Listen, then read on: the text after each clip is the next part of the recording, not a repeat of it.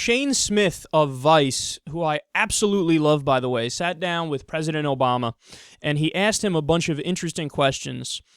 But what I thought stood out was Obama's response on a question about legalizing marijuana. For young people, I'm sorry, but if you legalized marijuana, it would be the biggest part of your legacy. So what are your thoughts on that? Well, first of all, it shouldn't be young people's biggest priority. Right. It was our most popular. No, I understand, because sometimes on the White House website and petitions, we get the same. So let's put it in perspective. Young people, I understand this is important to you, but you should be thinking about climate change, right, the economy, jobs, war and peace. Maybe way at the bottom, you should be thinking about marijuana.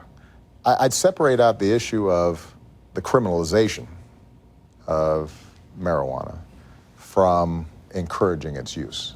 I think there is no doubt that our criminal justice system generally is so heavily skewed towards cracking down on nonviolent drug offenders that it has not just had a terrible effect on many communities, particularly communities of color, rendering a lot of folks unemployable because they got felony records, disproportionate prison sentences.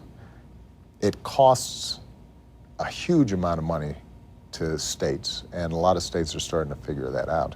But what I'm encouraged by is you're starting to see not just liberal Democrats, but also some very conservative Republicans recognize this doesn't make sense, including sort of the libertarian wing of the Republican Party. They see the money as well. And they see the money and how costly it is to incarcerate. So we may actually be able to make some progress on the decriminalization side. At a certain point, if enough states end up decriminalizing, then Congress may then reschedule marijuana. But I always say to folks, legalization or decriminalization is not a panacea. Do you feel the same way about meth? Do we feel the same way about coke? How about crack? How about heroin? And there is a legitimate, I think, concern about the overall effects this has on society and particularly vulnerable parts of our society. Substance abuse generally, legal and illegal substances, is a problem. Locking somebody up for 20 years is probably not the best strategy. You could talk all you want, and you could do tweaks around the edges all you want, but you're not really addressing the problem unless and until you get to the root of it.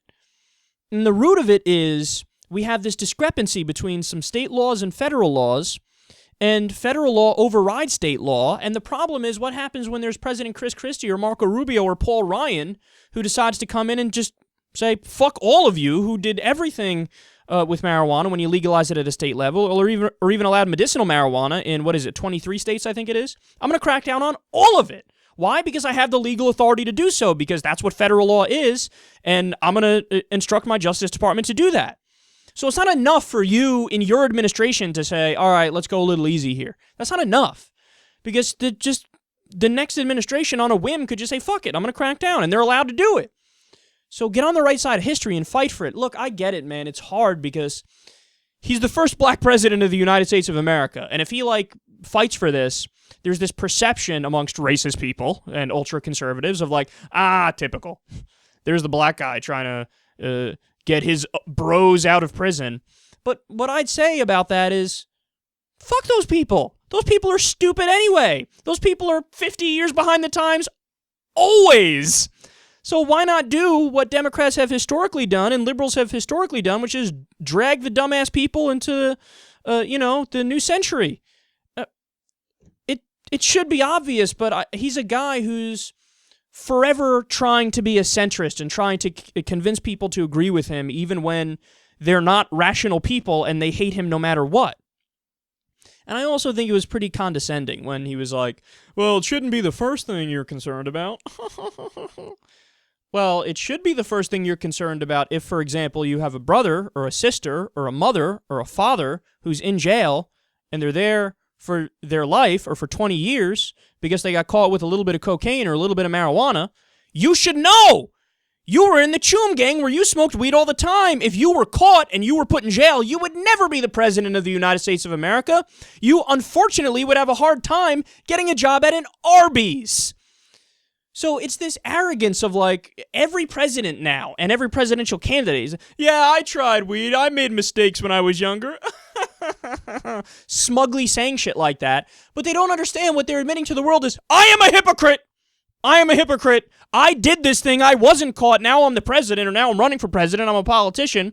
But if Tyrone or Jamal does it in Chicago or Harlem and they get caught, am I going to rush to try to fix the issue and to give them the grace that I received, where I try to get them out of jail for something they shouldn't be in jail for in the first place? No, I'm not going to do that.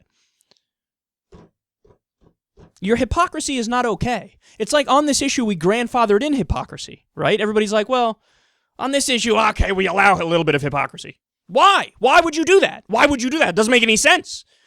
That doesn't make any sense. You're contradicting, your beliefs are contradicting themselves in that scenario. If you truly believe that people should be locked up for smoking weed, well then fucking turn yourself in, son.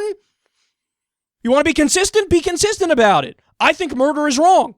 So if I ever, God forbid, was in a situation where, let's say I did manslaughter and accidentally killed somebody, I'm going to fucking go and say, I think that was wrong. Here. Stand by your beliefs. Do you believe in it or do you not believe in it? And also, to the mocking of legalize everything. Oh, would you legalize crack or heroin?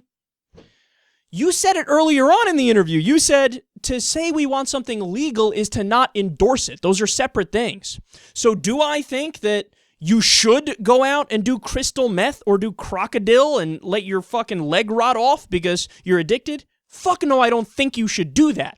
But on the flip side, should you be put behind bars in a cage 10 feet by 10 feet with a little fucking toilet and a hard bed? Should you be in there for 25 years because you had an issue and you were addicted to substances? Again, I say to that, fuck no. There's a middle ground. You can legalize it, but also allow for treatment centers. Treat this like the medical problem that it is. We all have, some issue. We know somebody with alcoholism or addiction to pills or whatever the case is. And do you look at that person like, oh, Todd should really be locked up because he has one too many Xanaxes? No, if it's a genuine issue, you go, God, we really got to help him.